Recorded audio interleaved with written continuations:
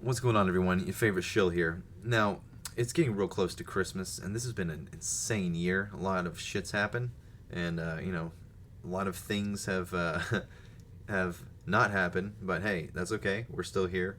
So we're gonna keep the drama out of this from now on, moving forward, at least until I get back from vacation after the 1st of January, because I'm tired. I'm gonna take a break at the beginning of the next year. But we're gonna look at the calculator video right now, and I know some people like the whole attacking Twitter thing, but for me, it's while it is amusing, I know there's people that don't enjoy that, and I don't want to promote that kind of shit going around Christmas. So we're gonna just keep it based around the relevant stuff and ignore all the noise, because that's all it is noise. So, anyways, we're gonna look at GME and AMC and the calculator, but this time you're actually going to learn something, because I'm going to share with you what we've been doing in the trading group. I mean, you hear me talk about it here now, but this shit's for real, man. And I'm going to show you exactly what we're doing and why, but not exactly. I'm just going to show you, we can use this just right here to show you why this is working. And, if you want to give it a shot, go for it. If it doesn't pay for itself, please unsubscribe from me. I would urge you to, because there's no reason for that to happen, because it is ridiculous. So you see here, we have AMC and GME. We have open interest all over the place, right? It's hard to tell what they're going to do. We have open interest here, out of the money. We have open interest here, out of the money. We have resistance, support. We have some resistance in the money. We have a little bit of support in the money, but not as much as I would like in GME, because obviously the more attractiveness it has, the more volume you're going to need to break these resistance points, and so on and so forth. So we do have support all the way down at 20 and 15, and this is AMC, I'm sorry. So again, it looks the same, because whenever I look at these charts, I just look at these shaded areas, and you see this, you see that stacked around the money, and then you go to GME, type it in, you go to the in the money, and it's the same shit. GME just happens to be a little bit more spread out, because again, if you think about it, their float is much smaller, and a larger float equals more liquidity. So that could very well be a reason, and probably is the reason, why you see them scatter them out about every other strike or so. But yeah, you have support down here, resistance up here. You have a little bit in the money here, a little bit in the money here. Same shit, just on a little bit smaller of a ratio, because GME and AMC have always had that weird ratio going this whole year.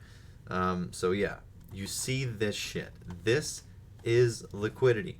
That's what you're seeing in the open interest. Now, let's look at something with no liquidity. Do you see the difference? So if you have more support than resistance in the money, or at the money, or the next strike up, there's no reason, if these trade on low volume and most of their price action comes from exercises, there's no reason for this stock to not close between 5 and 7.5. So what do? You buy an in the money call at 2.5.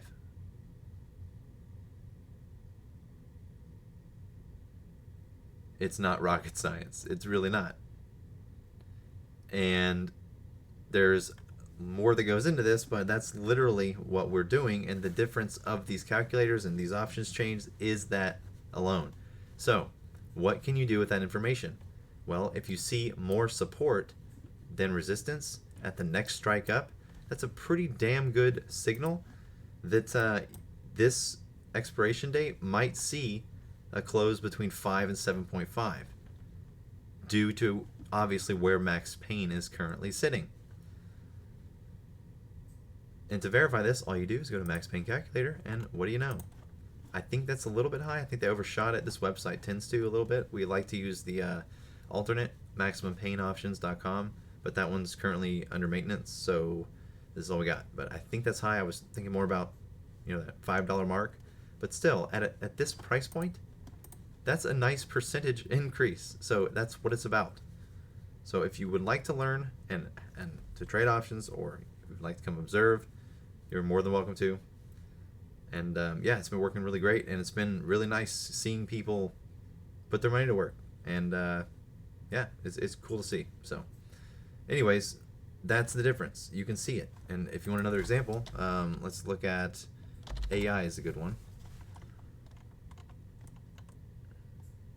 Oh, you know what? This one actually gapped up. So this one does not apply because the gap has filled. So this one does not apply. Let's go to another one where the gap hasn't filled.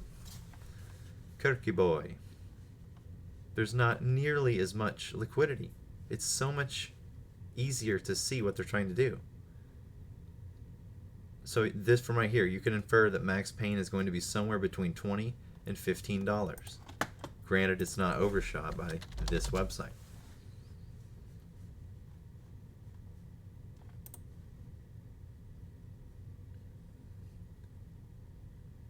So again, yeah, about where I thought. It's still a little high. I would say more about, you know, that 15, 70.5. But yeah, it's what it is. The market's fragmented. What does that mean? What do we see happen every day? And no one else is going to tell you this shit because they haven't looked into this shit. What do we see happen every day? This shit, right? $1.748 trillion. Where does that money come from? It comes from the participants. The money market funds, all those big players, basically. And we had, you know, 77 counterparties. And when you see counterparty, it's not 77 different people. Like if we go to OFR MMF data, which is money market funds, and you look at all the money market funds, look at Fidelity's funds. Each different one of these funds is a different participant, and we have 1, 2, 3, 4, 5, 6, 7, 8, 9, 11 or so, more than that, but 11, relevant ones just from Fidelity. So it's not like all these small and medium-sized players are coming to the repo. It's only the big players. And why are they doing it? Because they've been buying up assets all year. Why? Because the SFT service is about to come out. What are they going to do with that? They're going to use it to catch the assets of all of these small and medium banks that have to liquidate their assets when this filing gets approved, or maybe it's already approved, of NSCC 016 and FICC 009, where they increase their capital requirements by 20 times. That's what the SFT is designed for. And you know what's funny? They literally did this shit back in 2013 is when they tried to do this before. And they failed. And look what happens. The repo goes up. Is this coincidence? I don't think so. Because it started to go up again. And then, we did it. I need to look into more what happened here, because it kind of subsided here. And you're looking to see if there was any policies. If anyone knows of any monetary relief policies in the Treasury from 2018 to 2020, that's the missing piece that I need. But we know the Fed stepped in as a central clearing party in 2019, September 2019. And since then, it started to go up. But then we had SLR, which is this gap here, which was the relief for the treasuries. And then the second that shit ended this year in April, they threw Gary Gensler in office, and then here we go up the mountain. And now we're sitting at all-time highs. Today we were a little bit lower than yesterday, but we're still near that all-time high. So it's all of this shit going on, and they want you to be distracted by all of the media, all of the noise that's not covering any of this shit, because they don't want you to see this shit. It's everywhere in the market. Everywhere. It's fragmented as shit, because you know why? They've successfully corralled all of the traders into a few consolidated stocks by using Twitter, Reddit, social media, YouTube, everything. It's the same shit.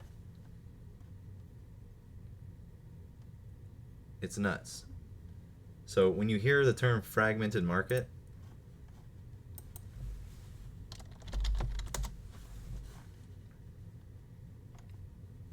it's this. It's when you don't have weekly expirations on these stocks. It's when they're literally expiring based on their earnings cycles. You have a earnings cycle, a half cycle, so on and so forth.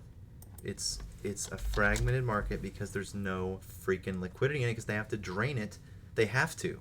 It's not optional. These money market funds are required to use this discount window by the Fed, because they're required to by monetary policy. So this is the one time all year long, since I've realized it, that their hands are tied, except for in retail stocks. They are tied up. It's clear as day in the open interest. It's clear as day in the charts. It's clear as day on the earnings cycles. And if you would like to learn and see what we're doing, it's going very well based on all these factors.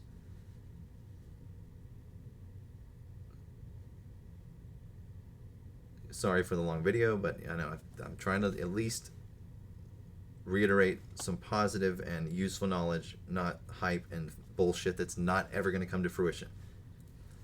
So again, emotions don't make things happen. I mean, you just gotta go with the flow. Learn how to maneuver this shit. It's not easy, but it's not difficult. It's only difficult because people make it difficult by spreading all this false info. So anyways, as far as AMC and GME, the calculator, we got about a 50-50 on GME. AMC, it's like a 30-40, which doesn't equal 100. I know, I'm retarded, but I mean, it doesn't matter. That's the least valuable information in this video, is the calculator. So anyways, yeah, hope you enjoyed this one, and I will talk to you tomorrow. Have a good one.